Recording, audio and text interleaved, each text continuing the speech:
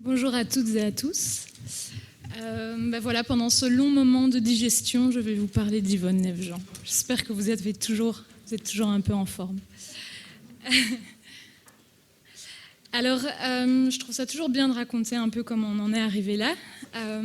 Ma toute première rencontre avec Yvonne Neves-Jean, ou du moins avec son histoire, c'était il y a 2 ans. J'étais à la recherche d'enfants, de résistants et résistantes pour un projet de documentaire RTBF.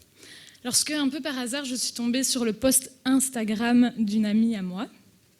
Alors, en février 2020, elle publiait une photo de sa grand-mère et elle sous la plaque d'une rue avec, en guise de description, « Bruxelles a désormais une rue au nom de mon arrière-grand-mère Yvonne Neves-Jean ». Du coup, je cherche un peu et assez rapidement, je vois en effet qu'il y a un article de presse qui a relaté l'événement en novembre 2019 au quartier Tivoli à Laken. Et je me suis dit, mais qui c'est cette dame dont le nom a été donné à la perpendiculaire de la rue André de Jong? J'apprends qu'elle était directrice de l'ONE, ou plutôt directeur, comme on disait à l'époque, et qu'elle avait contribué au sauvetage de 3 à 4 000 enfants juifs pendant la Seconde Guerre mondiale. Elle avait été reconnue juste parmi les nations. Alors ma première réaction aussi, ça a été de me dire, mais comment ça se fait que j'ai jamais entendu parler d'elle? J'avais pas souvenir d'avoir croisé son nom, ni dans un livre, ni dans mes cours d'histoire, ni même dans un documentaire. Quoi qu'il en soit, 75 ans ont passé entre les faits et l'inauguration de cette rue. Et pourtant, comme vous pouvez le constater sur la diapo, Henri Bernard écrivait déjà en 69 « L'on attribue au courage exceptionnel, au sang-froid et à l'intelligence d'Yvonne Neves-Jean, aidée par d'admirables collaborateurs et collaboratrices, le sauvetage de 4000 enfants juifs. Cette très grande dame mérite ainsi de figurer au premier rang des résistants européens, mais aussi des bienfaiteurs de l'humanité. » Combien de personnes dans l'histoire ont pu se flatter d'avoir sauvé 4000 vies humaines, Et donc voilà, maintenant ça fait 2 ans et c'est pas fini, je peux vous le dire, que j'explore bon nombre de pistes pour retracer son histoire. Il faut dire que sa disparition en 1987 avait fait couler un peu d'encre, quelques hommages rendus par d'anciens résistants et des enfants cachés, quelques articles de presse. Son nom était repris dans des ouvrages et des articles scientifiques, académiques, mais sans jamais vraiment incarner l'objet d'étude lui-même. C'est un fait. Yvonne Neves-Jean avait quitté ce monde sur la pointe des pieds. À tel point qu'un membre de sa famille m'a confié récemment n'avoir réellement pris conscience de l'ampleur de son engagement que le jour de ses funérailles. En effet, l'église était pleine à craquer. Mais oui, sa modestie ne l'avait pas amenée à raconter le courage, le sang-froid et l'intelligence dont elle avait dû faire preuve pour sauver tant de vies. Donc en mai 40, Yvonne Neves-Jean a 40 ans. Et après avoir grimpé les échelons, elle se trouve à la tête de l'ONE, l'Œuvre nationale de l'enfance, la plus importante organisation pour le bien-être des enfants avec plus de 2000 œuvres à l'époque. Comme elle le rappellera après, l'ONE, c'est le service d'autrui, c'est la protection du plus faible. C'est donc assez naturellement qu'en mai 40, l'ONE part au secours des enfants, qu'ils soient dispersés par l'exode, enfants de prisonniers de guerre ou encore victimes de bombardements. On en a un peu parlé ce matin, mais la tâche est rude. Il faut de la nourriture, des soins médicaux, des subsides pour les colonies pour enfants. Au jour 2 de l'invasion, des cantines maternelles et des gouttes de lait sont installées dans les gares bruxelloises. Des rations supplémentaires sont obtenues pour les femmes enceintes et les mères allaitantes, et un lactarium est créé pour venir en aide aux nouveau-nés en danger. Bref, l'ONE peut et doit continuer à fonctionner. Mais ce sera uniquement sous l'œil attentif de l'occupant. La pression de celui-ci est palpable sur l'œuvre, avec notamment la création d'un ordre des médecins concurrent. Henri Welge, secrétaire général à l'époque de l'ONE, raconte que malgré tout, l'œuvre réussit à maintenir son organisation, ses cadres, son administration, ainsi qu'à appliquer le programme qui était prévu en 40. On le voit encore aujourd'hui, la misère de la guerre est loin d'épargner les enfants. Mais Yvonne Neves-Jean comprend rapidement qu'une plus grande détresse encore s'abat sur une partie d'entre eux. L'ONE ne déroge naturellement pas aux mesures anti-juives. Face à l'interdiction de recevoir des enfants juifs aux consultations ordinaires, de nouvelles sont organisées à Bruxelles, Charleroi, Anvers et Liège avec du personnel juif. Bref, là où la résidence des Juifs est encore tolérée. Mais le danger de la déportation se concrétise et les mères hésitent à y emmener leurs enfants. C'est pourquoi de nombreuses infirmières vont sillonner alors le pays, jour et nuit, pour distribuer les produits qui sont habituellement distribués dans les consultations. L'ONE se voit également interdire l'hébergement d'enfants juifs dans ces établissements. Mais bon, la protection de l'enfance n'a pas de religion. Et ça, Yvonne Lefjean l'avait bien compris. Au grand jour ou dans l'ombre, Yvonne Lefjean maintiendra après la guerre, pour les enfants juifs, il fallait tout tenter. Donc il va y avoir je vais vous expliquer deux formes d'intervention d'Yvonne Lefjean, donc dans le cadre de ses attributions légalement établies et à partir du moment où elle va prendre part à l'action clandestine. Donc on va commencer par l'action officielle, avec les homes de l'AJB, donc on en a déjà parlé ce matin, ces homes qui étaient donc contrôlés par l'occupant. Et bien, ce qu'elle va faire, Yvonne Lefjean, c'est qu'elle va placer ces 7 homes de l'AJB sur la liste des institutions agréées par l'œuvre. Ça leur a permis ainsi de recevoir des subsides, mais aussi de tomber sous la protection de l'ONE et par extension de celle de sa présidente d'honneur, la reine Elisabeth. Mais comme on le sait, ces établissements seront aussi fermement contrôlés par l'occupant, qui n'hésitera pas à venir à l'improviste pour effectuer des visites. Quoi qu'il en soit, ce qui se passe dans les homes concerne Yvonne Lefjean. Et en cas de nécessité, elle n'hésitera pas à intervenir dans le cadre de ses attributions légalement établies. La rafle du 30 octobre 1942 en est un bon exemple. À 14h30, la Gestapo débarque au home de Wezenbeek-Oppem. Je ne pense pas qu'on en ait parlé ce matin, mais c'est le tout premier home de l'AJB qui a été créé en septembre 1942 et qui hébergeait également donc, les enfants qui étaient seuls du fait de la déportation de leurs parents ou parce que leurs parents pouvaient être cachés également. Ce jour-là, 58 enfants doivent être embarqués en direction de la caserne de Saint à Malines. Ils seront accompagnés par 8 membres du personnel qui refusera de les abandonner à leur propre sort. Ils ne le savent pas encore, mais un convoi pour Auschwitz les attend dès le lendemain. Alors la directrice du home, Marie Blum-Albert, lorsque l'occupant arrive, est sommée de remettre le calcul des heures dues aux 2 femmes de ménage. Elles ne sont pas juives, elles, et donc il ne faudrait pas qu'elles se souillent à leur contact, comme disait l'occupant. La directrice y glisse un petit morceau de papier avec un numéro à contacter de toute urgence. Ce numéro-là, elle le connaît bien, c'est celui de l'ONE. Les enfants et leurs accompagnateurs partiront, mais Yvonne Lefjean n'en restera pas là. L'ONE envoie sans plus tarder mademoiselle Paul Fleet au home. C'est la secrétaire d'Yvonne Lefjean. Elle est responsable de la partie flamande et chargée des relations avec les Allemands. Bon, malheureusement, son intervention se solde par un échec. Il s'agit d'une question purement raciale. Vous n'avez rien à faire ici. Dehors. Par l'intermédiaire de plusieurs personnes, Yvonne Lefjean alerte la reine Elisabeth. Et ce sera ni la première ni la dernière fois que celle-ci s'entretiendra personnellement avec von Falkenhausen pour obtenir la libération de Juifs à Malines. Des efforts conjugués permettront d'éviter le drame. Les enfants et leurs accompagnateurs sont alors renvoyés au home de Wezenbeek, avec 7 enfants supplémentaires.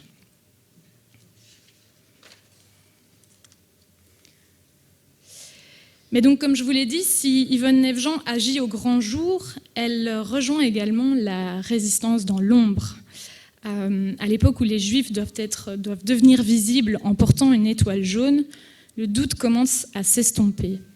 Le seul moyen de sauver les enfants juifs, sont de les cacher, de les dissimuler parmi les non-juifs, dans des institutions ou chez des particuliers. Alors à cette époque, Maurice Hébert, dont on a parlé ce matin également, entre en contact avec la directrice de l'ONE. Il lui partage ce projet de sauvetage et à quelques détails pratiques près, Yvonne Lefjean accepte de marcher avec. Alors en septembre 1942, le comité de défense des Juifs est sur pied, mais tout est à prévoir. Des faux papiers, les timbres de ravitaillement, les cash, les ressources financières. C'est à ce moment-là que la solidarité entre juifs et non-juifs devient indispensable. Et c'est pour ça que j'ai intitulé mon exposé comme ça. Yvonne Nefjean devient vraiment une plaque tournante de l'action de placement des enfants juifs en Belgique.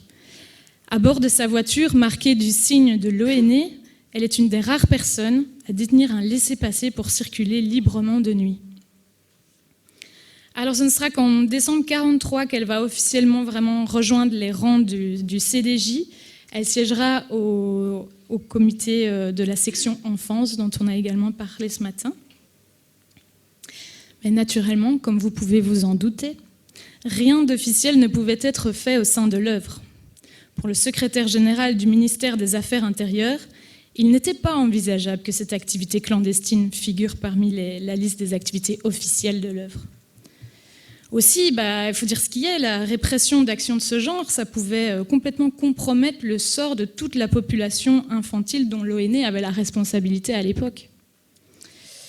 Malgré tout, Yvonne Nefjean pourra compter sur le concours de plusieurs de ses collaborateurs. Ici, vous avez une lettre qui a été envoyée le 1er janvier 1943 par une partie de son personnel. Nous connaissons l'importance de la mission que doit remplir l'ONE par ces temps difficiles et nous savons combien ingrate et écrasante est la tâche que personnellement vous assumez. Aussi sommes-nous fiers de pouvoir participer à vos efforts en vous apportant notre plus complète coopération.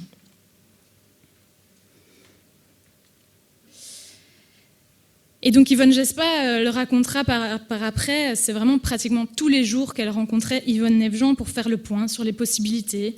Orphelinat, internat, colonie de vacances, sanatorium, colonie pour enfants débiles, comme on en a parlé ce matin. Qu'elles soient laïques ou religieuses, toutes les institutions dépendantes de l'ONE devenaient des caches potentielles. Mais à côté des caches, Yvonne Nefjean met également à disposition du personnel de l'ONE.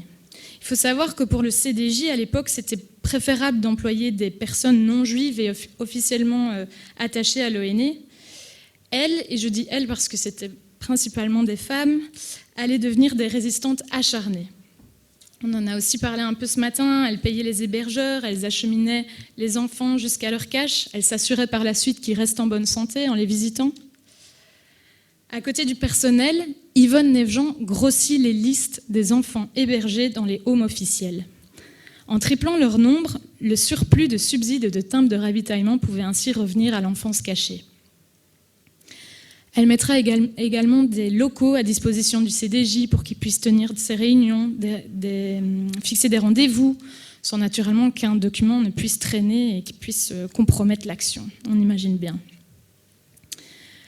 Si le CDJ fonctionne pendant tout un temps sur base de dons et de fonds, notamment de l'AJB, il faut savoir qu'à partir de printemps 1943, les difficultés financières commencent, aussi parce que les demandes augmentent. Et c'est à ce moment-là que Yvonne va se mettre à la recherche de financement auprès de banques belges. Et puis quand il le faudra, elle fera appel au gouvernement en exil à Londres par l'intermédiaire des services de renseignement et d'action. Alors c'est là une partie moins connue de son histoire dans la résistance, mais Yvonne Nefjean est également membre du service de renseignement Tournai, qui lui permet d'obtenir des fonds qu'on appelait les fonds destinés aux enfants d'Yvonne. Et donc ces sommes d'argent lui sont transmises plus ou moins régulièrement. Bon, elle dira dans une interview, pas assez à son goût, mais quand même, par l'intermédiaire d'agents parachutés. Et c'est un peu à ce titre aussi que le CDJ lui propose par après de rejoindre la commission des finances, d'assister aux séances. Alors elle va recevoir de l'argent en liquide, certes, mais aussi des diamants, qui sont destinés à s'entretenir, voire corrompre les Allemands. Dans une interview encore, elle explique que vers la fin de l'occupation, elle s'est entretenue avec le collaborateur immédiat de von Falkenhausen autour du renvoi de tous les enfants juifs de Belgique vers l'Espagne. Alors elle explique, on est entré en pleine négociation et nous avons parlé argent. 100 000 francs par enfant. Une somme difficile, voire impossible à rassembler en si peu de temps et sans avoir la certitude que les enfants arriveraient effectivement à bon port. Néanmoins, elle conclut, on a marchandé et il n'a pas été exclu d'effectuer l'opération. Ce n'est pas la première fois que la directrice de l'ONE interpelle directement les autorités occupantes, mais j'en parlerai pas aujourd'hui. Elle n'est pas inconnue de l'occupant. La Geheimfeldpolizei l'interpelle plusieurs fois. On la soupçonne de cacher des enfants juifs. On l'emmène parfois vérifier dans des établissements. Mais elle est jolie, elle parle allemand. Ça aide pour parler d'égal à égal, me confiait sa belle-fille. Quoi qu'il en soit, les bureaux de l'ONE seront fouillés plusieurs fois. Des perquisitions auront lieu chez des particuliers sur base de dénonciations. Les enfants seront rarement trouvés. Des dizaines de personnes savaient pourtant. Et comme on le sait, l'approche de la libération est loin de freiner l'Allemagne nazie dans sa folie génocidaire. En Belgique, la déportation doit s'appliquer jusqu'aux derniers juifs encore présents sur le sol belge, sans oublier les membres de l'AJB et leurs familles. On sait alors que les Rafdeum de l'AJB, c'est imminent, c'est plus qu'une question de temps. Sur demande de l'AJB, les directions des Homes sont convoquées à la synagogue de Bruxelles, rue de la Régence, pour organiser l'évacuation des enfants. Ils ont 24 heures. Et là encore, Marie Blum-Albert, donc la directrice du Home de Wezenbeek-Open, a témoigné du rôle pivot joué par Yvonne Nefjean dans ces circonstances d'urgence. La détermination, la diligence, le cœur avec lesquels Madame Nefjean s'est attelée à cette tâche, téléphonant partout, au couvent, aux divers foyers, aux homes d'enfants de fusillés et de prisonniers, insistant, plaidant avec acharnement notre cause auprès des gens ayant quelque influence et obtenant enfin des abris pour les enfants dans les homes déjà surpeuplés, est un moment de ma vie que je ne puis oublier. Et donc finalement, les enfants des homes trouveront refuge pendant une dizaine de jours dans des monastères, des couvents, des maisons privées, en attendant la libération de Bruxelles. Et comme on le sait, la libération en septembre 1944 ne sonne pas encore la fin des hostilités en Belgique, et encore moins la fin de la détresse de famille. On sait que le sud du pays replonge dans la guerre à l'hiver, et l'ONE se retrouve un peu dans une situation, comme au début, à faire face à un manque énorme de nourriture, de lait, de combustible, de vêtements, de médicaments. Il faut savoir que la sous-alimentation à cette époque-là fait des ravages. Le taux de mortalité infantile est bien plus élevé en 44-45 qu'en 42-43. Donc Yvonne Nefjean est sur tous les fronts. Et c'est pas pour autant qu'elle va abandonner le sort des enfants juifs. Elle va participer à la création de l'AIVG, l'aide aux Israélites victimes de la guerre, qui est l'héritier du CDJ considéré comme l'outil de reconstruction juive. Alors les homes de l'ex-AJB continueront d'être financés par l'œuvre, ainsi que ceux mis en place par l'IVG. De nombreux enfants attendront désespérément le retour de leurs parents. Le home pour jeunes filles à Anderlecht, ouvert au printemps 1945, portera d'ailleurs le nom d'Yvonne Nefjean. Alors aux commandes de l'ONE jusqu'en 1974, la directrice s'engage sur le plan international en intégrant le comité exécutif de l'Union internationale de protection de l'enfance, créé en 1946. La vie reprend son cours. Elle se marie en 1947 avec Guy Feerick, qui est déjà père de 2 enfants à ce moment-là. Marie-Catherine et Jacques ignorent quelle héroïne vient de rejoindre la famille. Marie-Catherine, avec qui elle partagera son amour pour la petite enfance, garde en mémoire son sens du travail, du devoir et de cet indéniable goût pour la liberté. Et pourtant, comme beaucoup de résistants, Yvonne ne parlera pas de résistance à moins qu'on lui en parle, et sans détail bien sûr. Le 19 mai 1969, Yvonne Nefjean est officiellement reconnue juste parmi les nations, avec sur son diplôme la célèbre inscription « Quiconque sauve une vie, sauve l'univers tout entier ». Elle s'éteint silencieusement le 10 août 1987. Et le jour de ses funérailles, les funérailles de sa bonne maman, Frédéric se souvient du monde qui était rassemblé devant l'église Sainte-Hélène. Les hommages se succèdent, avec entre autres celui de Yvonne Jospa, que je vous ai remis ici.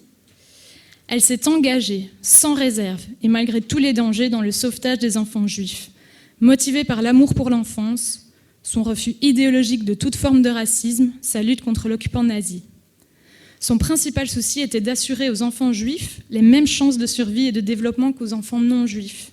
C'est ainsi qu'elle est un des artisans principaux du sauvetage de près de 4000 enfants juifs. Les 4 et 5 mai 1996, 2 jours d'hommage sont rendus à Yvonne Nefjean à l'ULB. Le jour qui suit, la Poste belge émet un timbre à son effigie, vous pouvez le voir au-dessus. Mais nous voilà, 23 ans plus tard, une rue du quartier Tivoli qui est inaugurée au nom de Yvonne Nefjean. Alors sur la photo, comme vous pouvez le constater, il y a bien peu de gens et la famille ne sera d'ailleurs pas informée.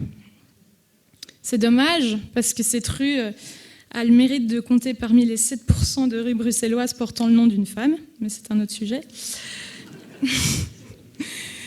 On se réjouit néanmoins d'apprendre que le 13 octobre dernier, l'école royale militaire donnait le nom d'Yvonne Nefjean à la 162e promotion des sciences sociales militaires. Un membre de sa famille est venu fièrement porter le fanion sur l'esplanade du cinquantenaire.